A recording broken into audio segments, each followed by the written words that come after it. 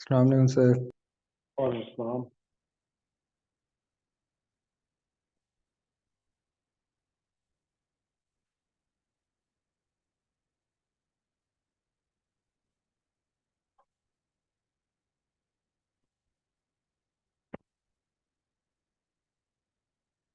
किसी को पीपीसी में कोई प्रॉब्लम हो किसी को?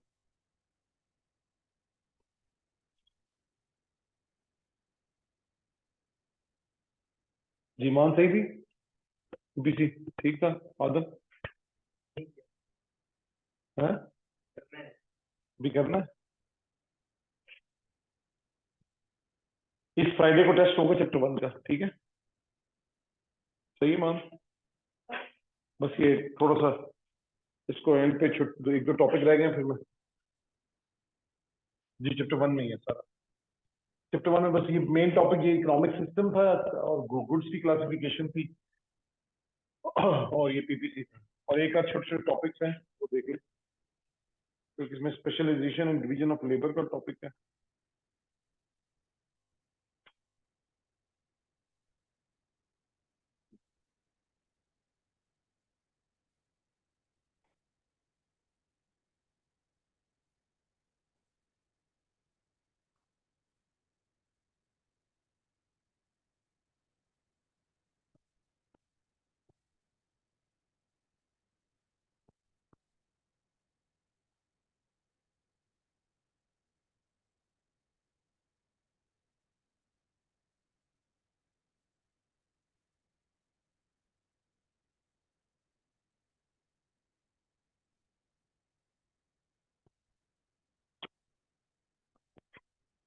जी ये specialisation and division of labour का जो टॉपिक है that is also related with the efficient utilisation. ये एफिशिएंट यूज के साथ होता है, ठीक है? मैंने आपको बताया था कि जो भी टॉपिक हम पढ़ते हैं उसका रिलेशन कोई ना कोई एफिशिएंसी के साथ लिंक होता है, ठीक है?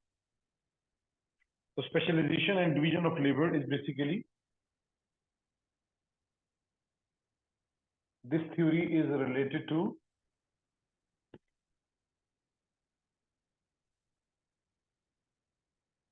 Efficient utilisation of resources.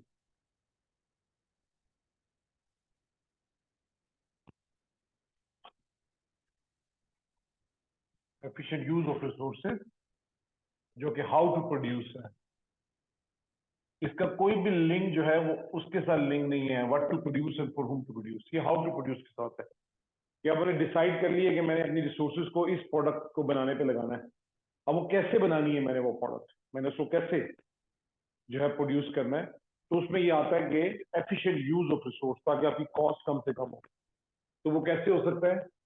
इसको बाय डेफिनेशन ये क्या है? Specialisation is the specialisation is the process of is the process of breaking down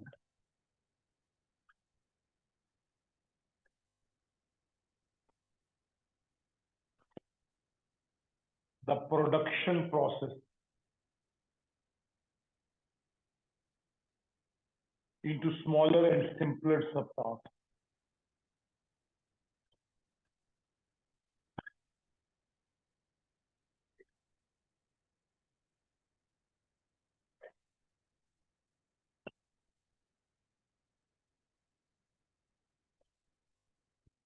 And then every subtask is carried out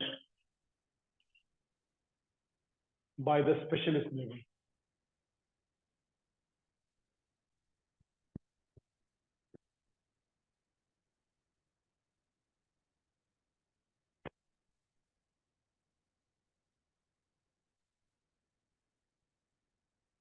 That's why it is also called as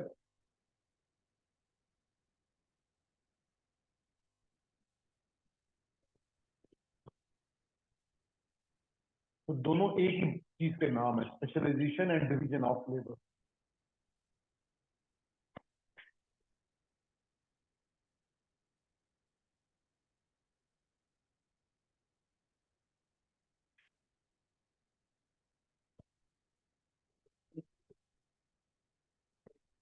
जी दोनों एक चीज।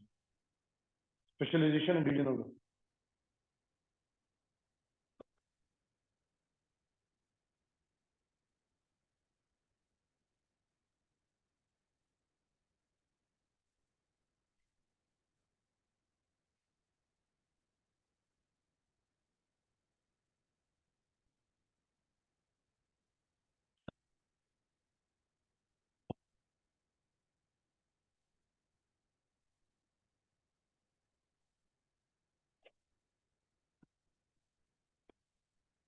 दोनों जो एक ही चीज का नाम है, ठीक है, specialisation and division of labour.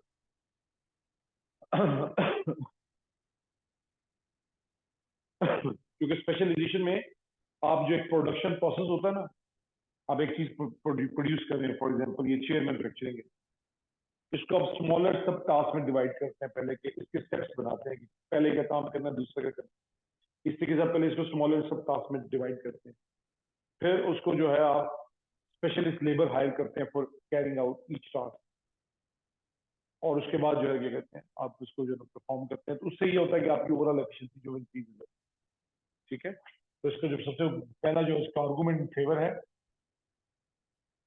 This would help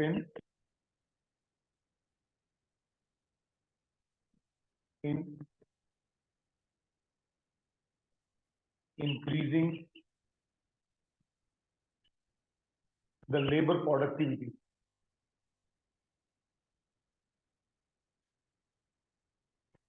Increase the labor productivity. That would in turn help in decreasing the per unit cost.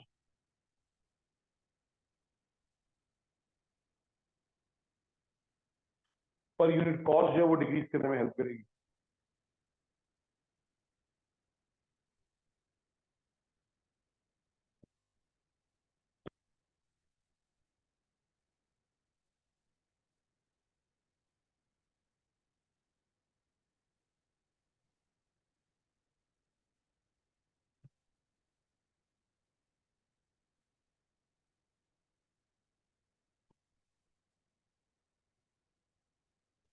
ठीक है, तो specialisation and division of labour, division of labour इसे क्यों कहते हैं, कि जब आप टास्क को आप जो है डिवाइड करते हैं स्मॉलर सब टास्क में, तो फिर वहां पे आप स्पेशलिस्ट लेबर को हायर करते हैं। तो स्पेशलिस्ट लेबर हायर करने से या स्पेशलाइज बनाने से लेबर से को उसकी प्रोडक्टिविटी उनकी इंक्रीज कर जाती है, तो लेबर प्रोडक्टिविटी इंक्रीज कर जाती है, ठीक है, इसलिए इसको कहते हैं डिवीजन ऑफ लेबर।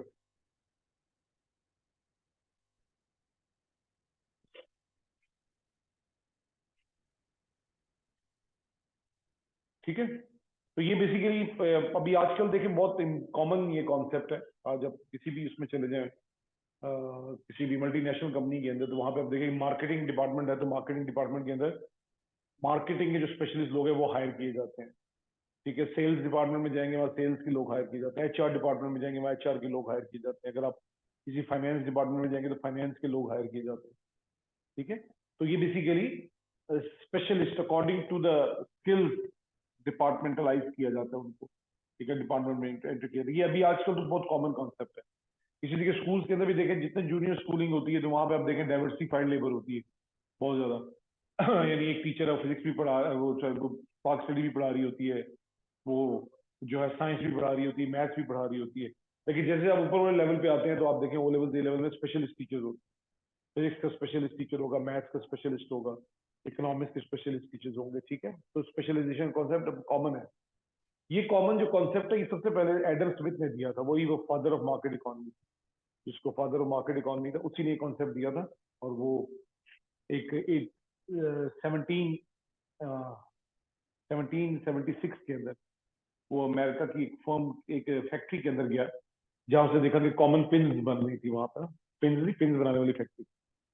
तो उसने देखा कि वहां पे एक जो लोग हैं जो काम कर रहे हैं, वो सारे के सारे लोग जो हैं वो डाइवर्सिफाइड है, यानी वो पिन के स्टेज 1 से लेके एंड स्टेज तक सारा काम एक बंदा पूरा करता है कंप्लीट, ठीक है। जैसे रॉ मटेरियल को फेच करना, उसको मशीन पे लेके आना, मशीन पे प्रेस करना, पिन लेके आने, फिर पिन को पॉलिश करके उसको जो है क्या कहते हैं उसमें बॉक्स में पैक करना, एक बंदा पूरा ये काम करता है, फिर दूसरा बंदा भी यही काम कर रहा है, तीसरा बंदा भी यही काम कर रहा है।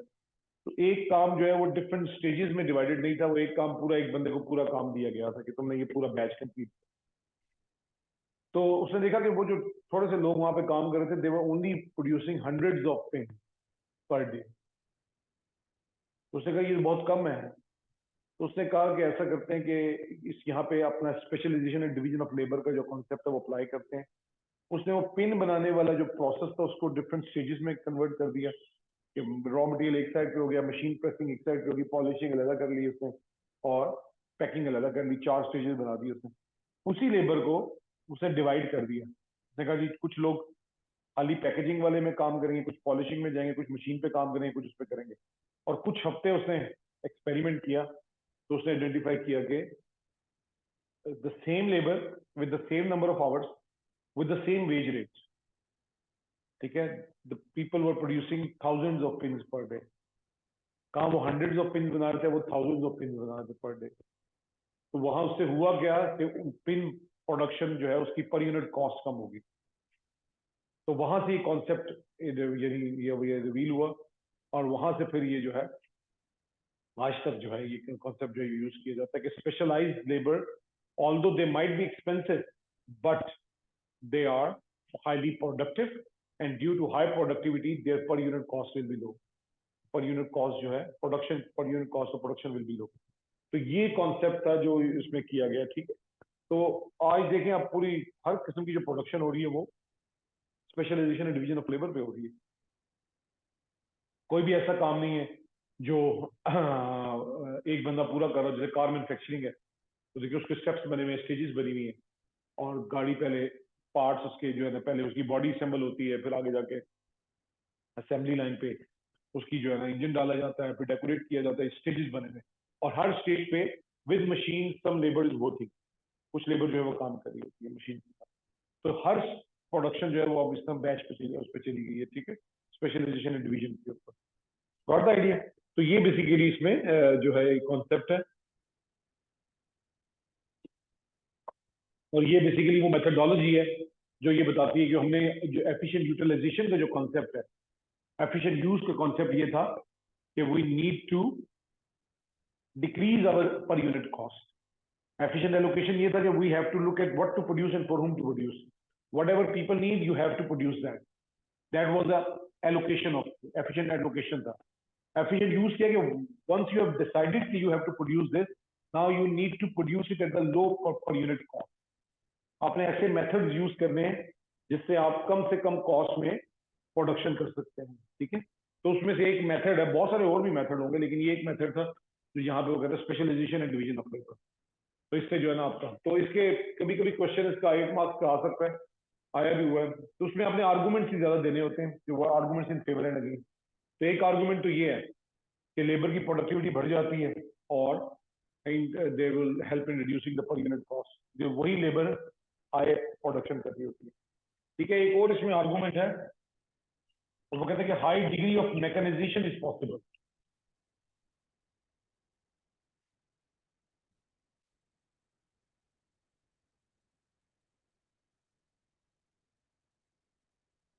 High degree of mechanisation is possible यानी जब आप छोटे छोटे टास्क में डिवाइड करते हैं ना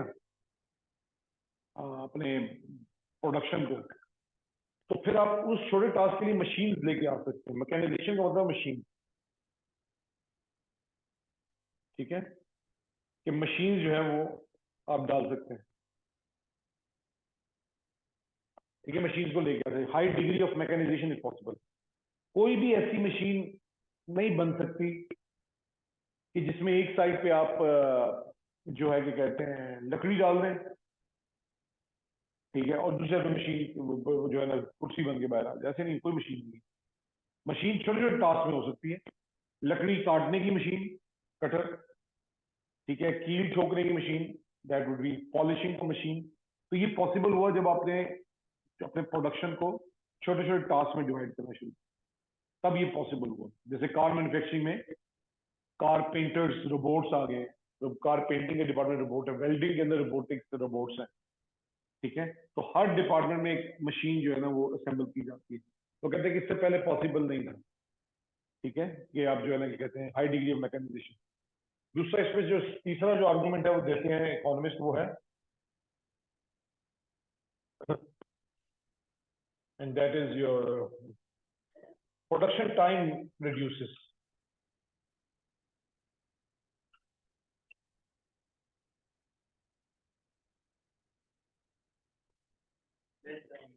हाँ जी, प्रोडक्शन टाइम कम होगा, तो टाइम रिड्यूस हो जाएगा।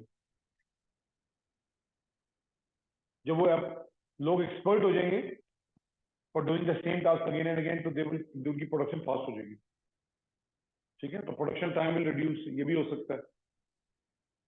कॉस्ट तो यहाँ से आ गया, इसी को, और दूसरा ये हाई डिग्री मैकेनाइजेशन होगी, प्रोडक्शन टाइम विल रिड्यूस। ठीक है, इसके अलावा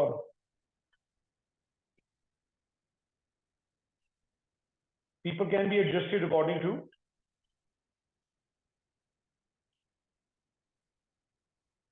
adjusted according to their skill।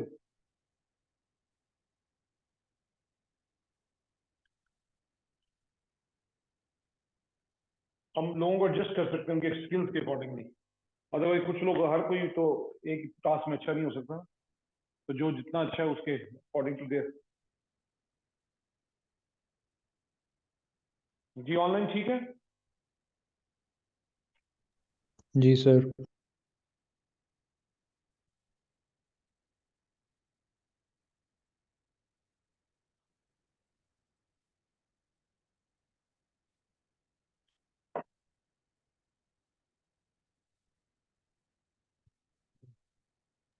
ठीक है, तो सर ये ये कुछ लास्ट जी सर ये आपने लास्ट पॉइंट में क्या लिखा हुआ है कि people can be addicted? Adjusted according to their skill, specially in division of labour process में जो उनके स्किल्स होते हैं उनके अकॉर्डिंगली हम उनको एडजस्ट कर सकते हैं उस डिपार्टमेंट में।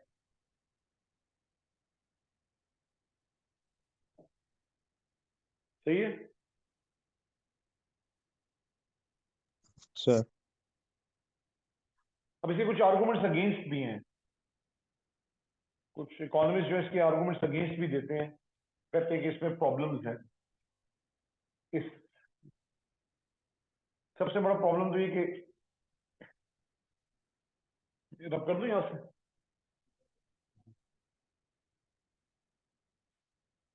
इसके आर्गूमेंट्स अगेंस्ट हैं। ठीक है, हाउएवर करके ना, आप इसको अगर आप ऐसे राइटिंग करेंगे तो उसी के साथ हाउएवर। ठीक है, पहला पॉइंट वो कहता है कि हाउएवर इनिशियल कॉस्ट में भी हाई,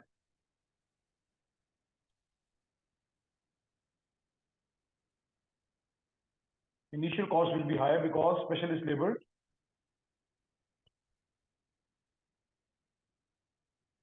स्पेशलिस्ट लेबर क्या करेगी, ज्यादा वेज मांगेगी।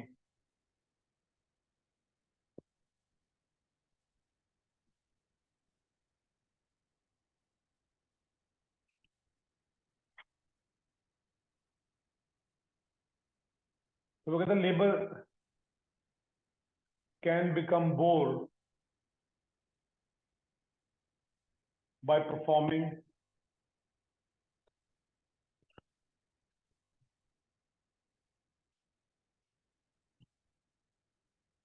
मोनोटोनस जॉब, एक ही टास्क अगेन अगेन करके monotonous.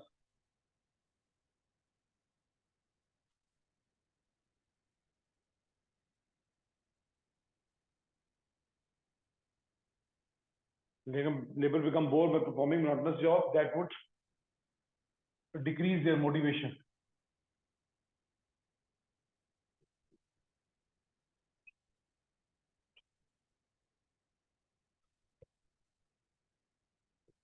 That in turn, motivation reduce होगी तो क्या होगा, that in turn will decrease there productivity, labour का प्रोडक्टिविटी फॉल करेगा,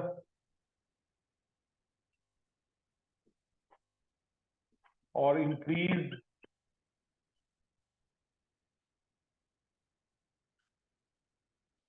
absenteeism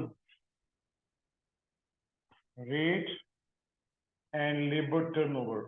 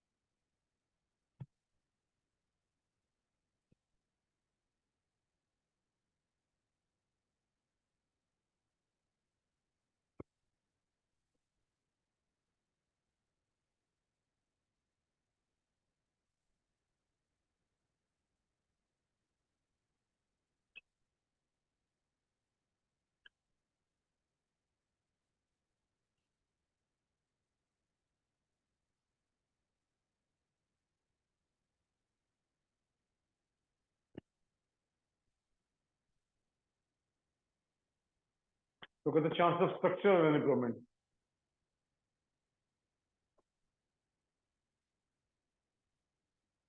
तो आप एक ही काम बार बार करेंगे तो डिमोटिवेट हो जाएंगे, और जब आपकी मोटिवेशन लेवल कम हो जाएगा तो आपकी प्रोडक्टिविटी फॉल कर जाएगी, आप काम कम करना शुरू कर देंगे, एब्सेंटिज्म रेट ज्यादा, छुट्टियां शुरू कर देंगे, ठीक है। और लेबर टर्नओवर ज्यादा, आप लेबर टर्नओवर का मतलब है ज्यादा ऑर्गेनाइजेशन को छोड़ के लोग छोड़ के जाना शुरू हो जाएंगे। एक साल में the number of people leaving the firm in a year is labour turnover.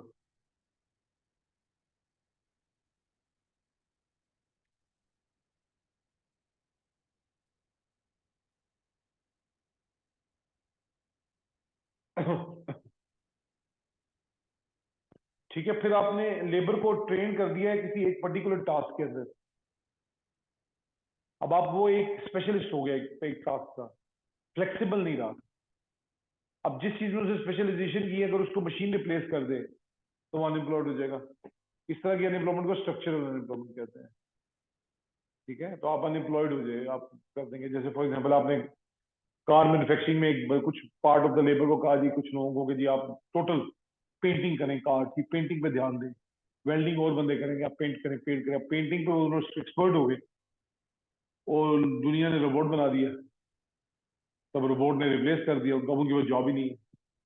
इस तरह कोई टीचर है, आप उसे कहते हो इकोनॉमिक्स, बिजनेस, अकाउंटिंग सारा कुछ पढ़ा लेता है, आप उसे कहते हैं तुम अकाउंटिंग में फोकस करो, अकाउंटिंग में फोकस करो, और आज से 2 से 3 साल बाद अकाउंटिंग का सब्जेक्ट तो मुझे तो वो बेरोजगार हो गया, ठीक है। आपने उसको एक्सपर्ट का अकाउंटिंग का बनाया था।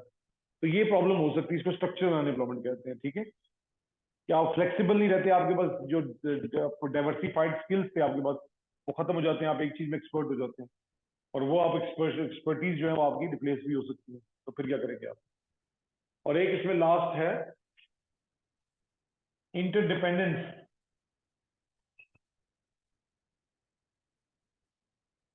Between the departments will increase. जब आपने छोटे छोटे डिपार्टमेंट्स में डिवाइड कर दिया अपना प्रोडक्शन प्रोसेस, तो वो डिपार्टमेंट्स जो है वो एक दूसरे पर डिपेंडेंट हो जाएंगे, एक दूसरे के ऊपर।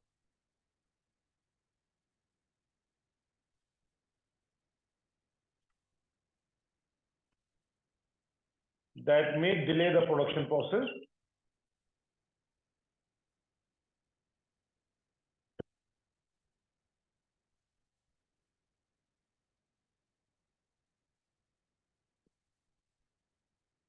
that may delay the production process because in case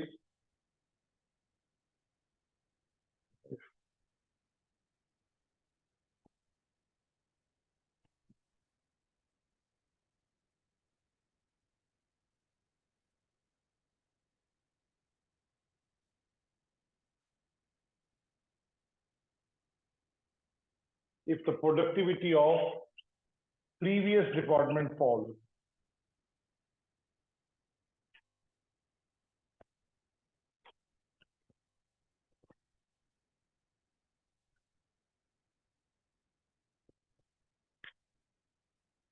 sales वाले उस टाइम तक चीज बेच नहीं सकते जब तक मैन्युफैक्चरिंग वाले बनाएंगे नहीं, और मैन्युफैक्चरिंग वालों को जब तक रॉ मटेरियल वाला डिपार्टमेंट जो है वो नहीं करेगा, सप्लाई नहीं करेगा, वो प्रोडक्शन नहीं कर पाएंगे। तो हर डिपार्टमेंट दूसरे के साथ लिंक्ड हो गया।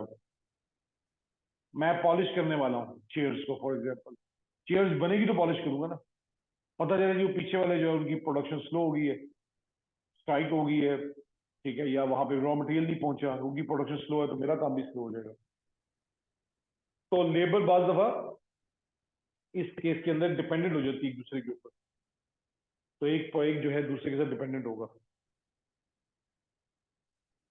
समझ आ गया?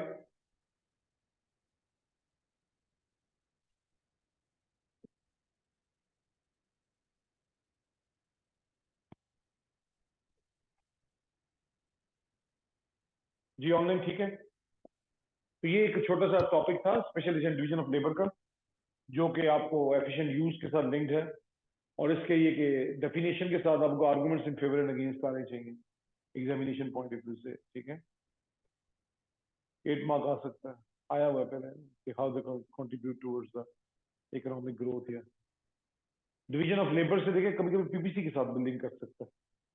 जब आप ये मेथड यूज करेंगे division of labour and specialisation का, तो हमने क्या कहा है कि इसमें लेबर की प्रोडक्टिविटी बढ़ेगी, तो इसको ये पीपीसी शिफ्ट आउटवर्ड होगा। ठीक है ना, ये अक्सर घुमा फिरा के क्वेश्चन दे देता है वो ऐसे करके। स्पेशलाइजेशन से आपकी जो प्रोडक्टिविटी वो बढ़ेगी और उससे पीपीसी शिफ्ट होगा, डबल साइड। लेकिन अगर वो क्वेश्चन के अंदर कोई ट्रिक दे दे, okay for example countries producing the industrial goods and agriculture goods, what happened to the industrial goods if the industry has introduced the specialisation and division of labour, तो फिर पिवट शिफ्ट होगा एक side से।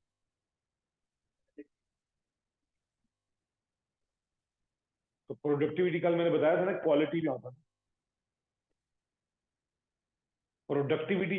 हमने कहा था कि resources की क्वांटिटी और द क्वालिटी, और एंड कहा था ना क्वालिटी, तो प्रोडक्टिविटी क्वालिटी है। मैं 8 घंटे काम कर रहा था तो भी 100 पेन बना रहा था, अभी भी मैं 8 घंटे काम कर रहा हूं लेकिन मैं 1000 पेन बना रहा हूं। तो मैं, मेरा जो 8 घंटे काम करना है ना, वो पीपीसी के ऊपर मुझे ले आता है, चाहे मैं हाईली प्रोडक्टिव हूँ लेस प्रोडक्टिव हूँ, मैं 8 घंटे पूरे काम कर रहा हूं इधर हूं। तो efficiency in the use of resource का मतलब है कि मैं नंबर ऑफ आवर्स पूरे कर रहा हूं, हम चारों काम कर रहे हैं, ठीक है, और हम जो काम कर रहे हैं वो जो है हम फुल 8 आवर्स काम कर रहे हैं, तो अब 100% यूज यहाँ पे यूज कर रहे हैं।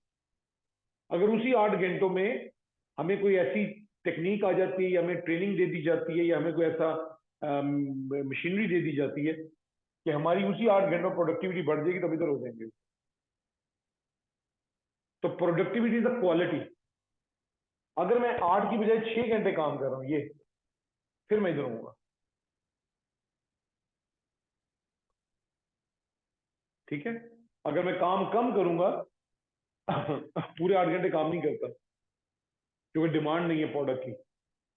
हमें 32 आवर्स काम करना चाहिए था 4 लोगों को मिलके फॉर एग्जाम्पल, तो प्रोडक्ट की डिमांड ही नहीं है, तो हम कहते हैं यार चलो मैं 4 लोगों को आपको रख लेता हूँ, लेकिन आप ऐसा करें 5-5 घंटे काम करें, 4-4 घंटे काम करें, 6-6 घंटे काम करें, 8 घंटे काम ना करें, ताकि आप सबकी सैलरी जो है वो एक दूसरे के वो एडजस्ट हो जाए। तो मिसाल हम इनएफिशिएंट है, लेकिन हम 8 आवर्स पूरे काम करते हैं और उसी 8 आवर्स में हमारी प्रोडक्टिविटी बढ़ जाती है। मे बी हमारे पास कोई वेपन आ गया, कोई टूल आ गया, या हम मोटिवेट हो गए तो फिर तो प्रोडक्टिविटी इज अ क्वालिटी। सही है, इनएफिशिएंसी एफिशिएंसी का कॉन्सेप्ट नहीं है प्रोडक्टिविटी पे। एफिशिएंसी इनएफिशिएंसी का मतलब है यूज ऑफ रिसोर्सेज। अगर आप 10 लोगों की बजाय 8 लोगों से काम ले रहे हैं, 2 लोगों को फर्क कर दिया है, तो वो है इनएफिशिएंसी और एफिशिएंसी। ठीक है, तो वो ये कह सकता है, तो पीपीसी के साथ ये लिंक हो सकता है डिवीजन ऑफ लेबर का कॉन्सेप्ट। सही है, एनी क्वेश्चन?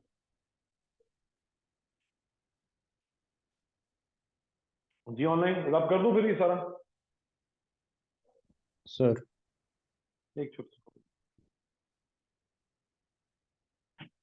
एक एमसीक्यू को टॉपिक रह गया है।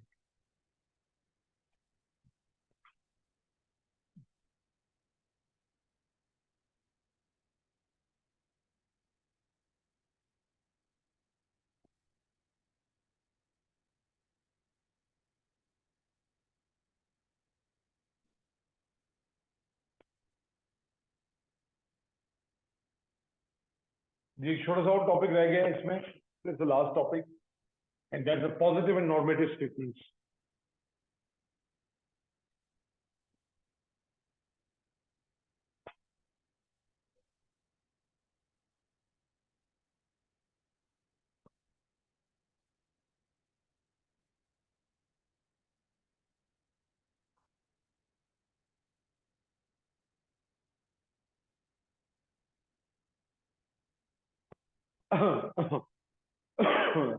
ये सिर्फ एक स्टेटमेंट होती है जो एग्जाम में एमसीक्यूज में आती है, और हमने फाइंड आउट करना होता है ये नॉर्मेटिव है या पॉजिटिव स्टेटमेंट है.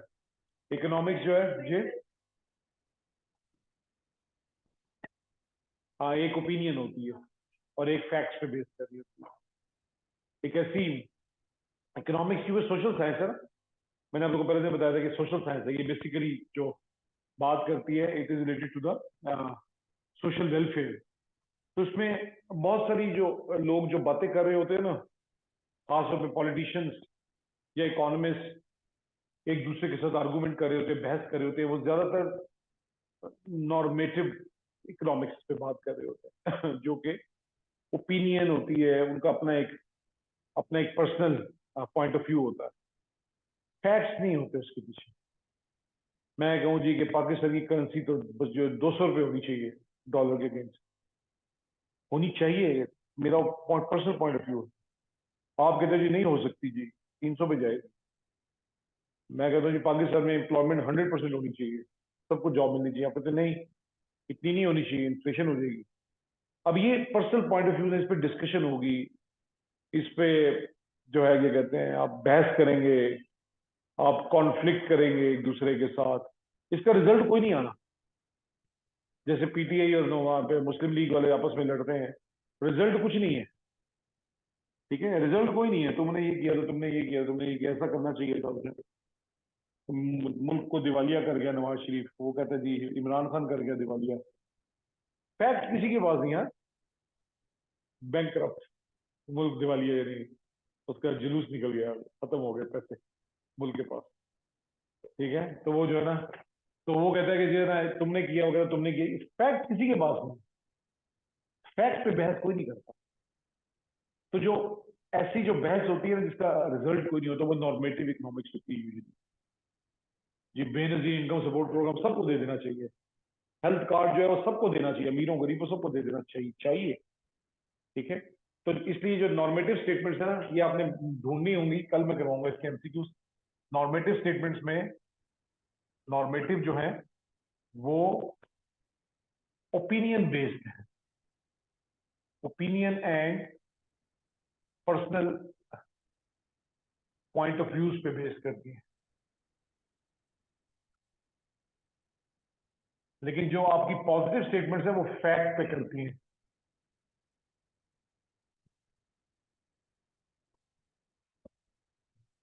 बेस्ड ऑन फैक्ट्स, वो फैक्ट्स पे बेस होती है. इसलिए they can be proved, positive statements can be proved wrong or right.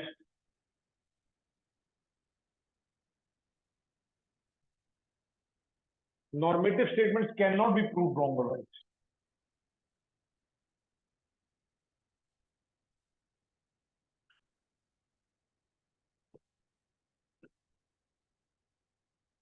Cannot be proved wrong or right.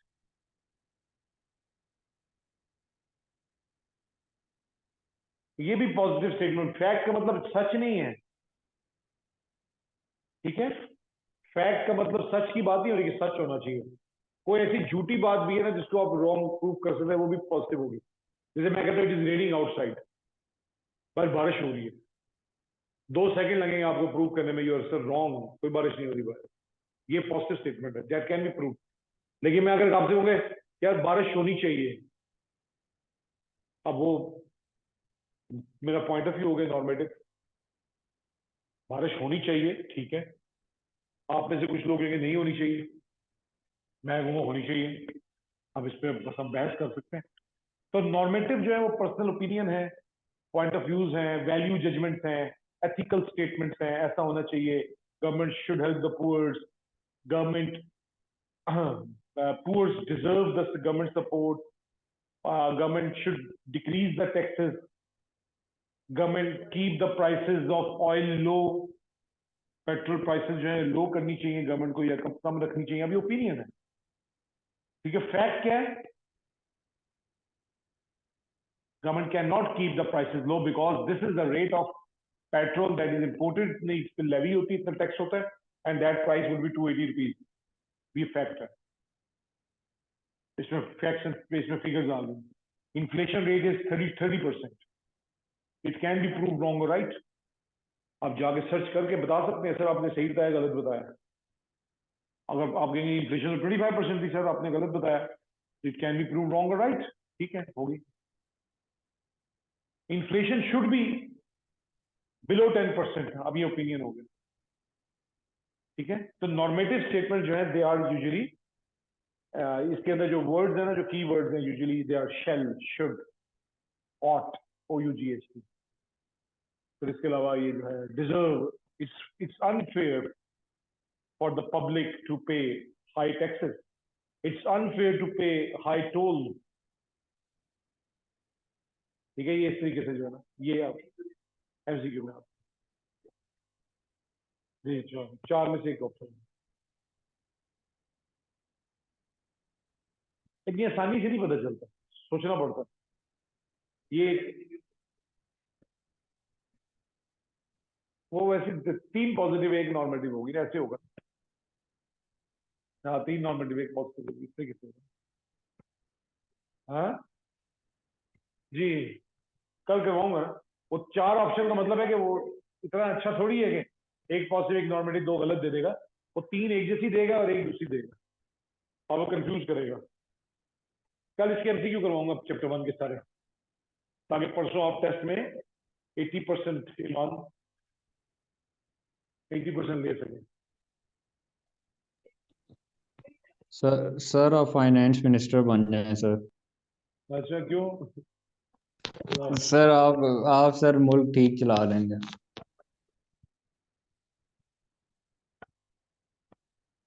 ले लो ना, मैंने नंबर कहा था, पहुंचा दो ना। हमजा क्या कह रहे थे आप?